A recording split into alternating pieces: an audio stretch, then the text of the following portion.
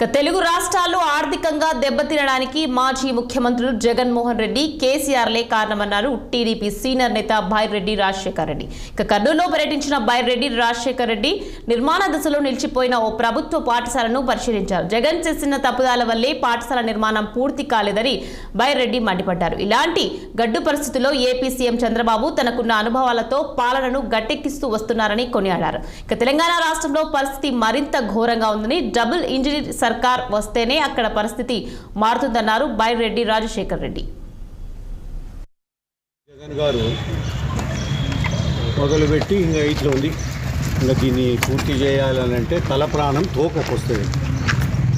Municipal స్థలం ఇది, ఈ స్కూల్ కట్టడం మంచి ఉద్దేశం మంచిదే. అన్నిట్లనే రాష్ట్రంలో ఉన్నటువంటి మొత్తం కన్స్ట్రక్షన్స్ అన్నీ కూడా మొదలుపెట్టడం ఆఫ్ చేయడం అన్నీ చివరకు అలగనూరు రిజర్వాయర్కు మళ్ళీ ఏదేదో మాట్లాడతారు దొంగ కొడుకులు.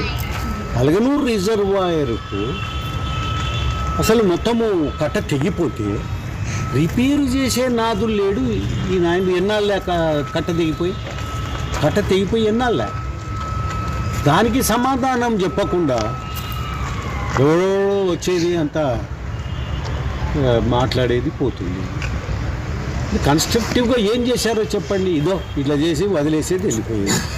కాంట్రాక్టర్లు డబ్బులు తీసుకొని వాడు మొత్తం అంతా తినిపోయి.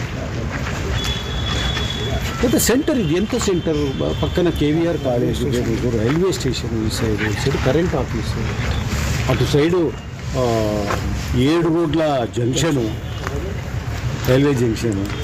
ఎటువంటి సెంటర్ ఇది?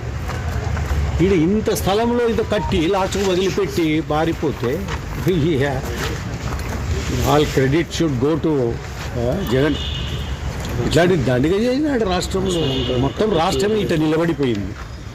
అన్ని రంగాలలో రాష్ట్రం